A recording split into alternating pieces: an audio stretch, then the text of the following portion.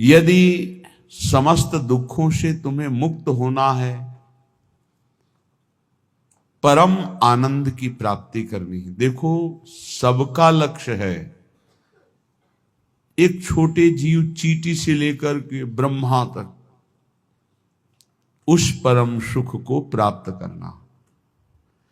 परम सुख की आकांक्षा सबके अंदर देख लीजिए।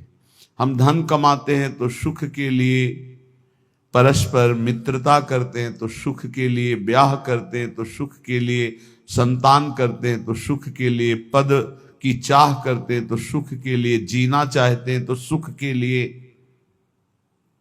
हर चेष्टा हमारी सुख के लिए है। क्यों है?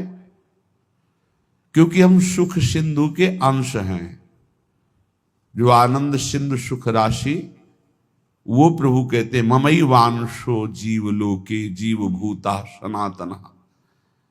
सनातन अंश है तू मेरा, ममई वांशो। सुख सिंधु का अंश होने के कारण हमारे अंदर की मांग सुख है। पर जहां दुखालय भगवान ने पहले घोषित कर दिया इस संसार को, दुखालयम अशाश्वतम, यहां सब कुछ नष्ट होने वाला है। आज नहीं तो कल, कल नहीं तो परसों, चाहे जितने बीते बरस, पर नाश होगा पक्का। यहां कोई स्थायी चीज नहीं है। अशाश्वतम और दुखालयम, कुछ भी इकट्ठा कर लो, कुछ भी भोग लो, सुखानुभूति नहीं होगी।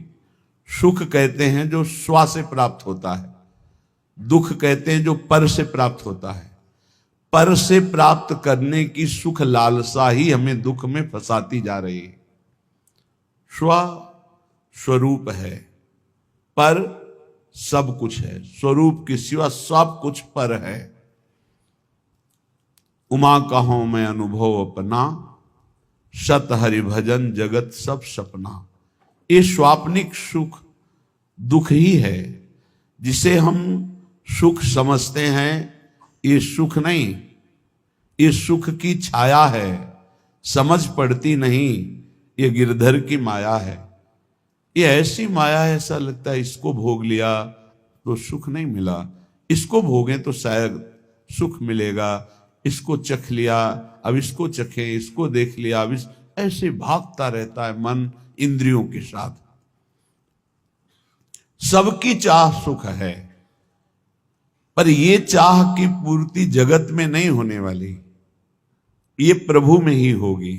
चाहे जितना भटक लो, जब तुम्हें विपत्ति दुख और अशांति लगे तब भगवान की शरण में आ जाना। देखना कैसी तुम्हें शांति मिलती है, कैसे तुम्हारा हृदय आनंदित होता है। क्योंकि हम आनंद सिंधु के बच्चा हैं। हम जब अपने घर लौटेंगे तभी सुख मिलेगा। आनंद सिंधु प्रभु के नाम रूप गुण लीला के सिवा कहीं किसी को सुखानुभूति कभी ना हुई है, ना है, ना होगी।